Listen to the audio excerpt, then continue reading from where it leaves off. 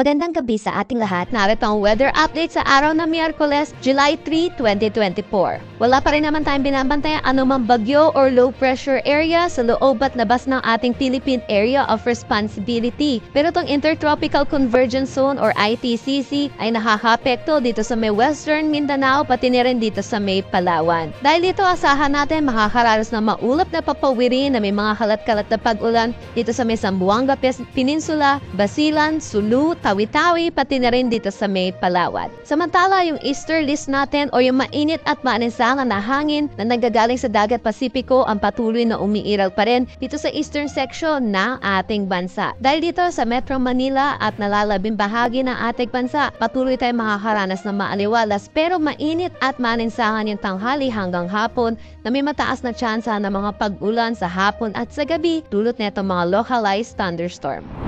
Para naman sa magiging panahon natin bukas dito sa Luzon, patuloy tayong makakaranas ng maaliwalas na panahon dulot pa rin netong easterly. Agwat ng temperatura for Metro Manila at Lawag 25 to 34 degrees Celsius, Tugigaraw 25 to 36 degrees Celsius, Baguio 18 to 25 degrees Celsius. For Tagaytay, asahan natin ng 23 to 32 degrees Celsius, Legazpi 25 to 33 degrees Celsius.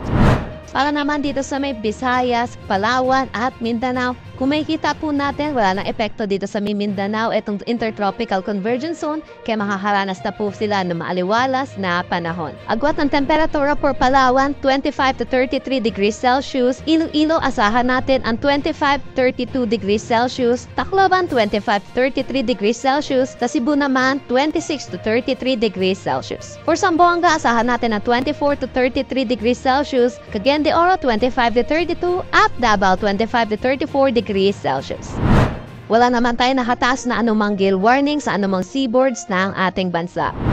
Dahon naman tayo sa magiging panahon natin sa susunod na 3 araw kasama na itong weekend natin. Kung makikita po natin, magiging maaliwalas naman ang ating panahon. Pero tandaan po natin, mataas po yung mga tsansa ng mga pag-ulan sa hapon at sa gabi dulot ng mga localized thunderstorm. For Metro Manila, agwat ng temperatura 24 to 33 degrees Celsius, Baguio City 17 to 25 degrees Celsius at Legazpi City 24 to 33 degrees Celsius. Kumikita din natin sa Visayas, patuloy sila makakaranas ng maaliwalas na panahon.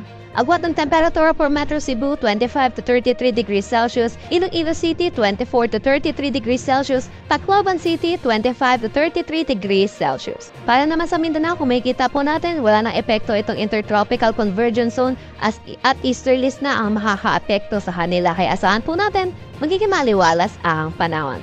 For Metro Davao, agwat ng temperatura 24 to 34 degrees Celsius, Cagayan de Oro 24 to 32 degrees Celsius at Zamboanga City 25 to 34 degrees Celsius.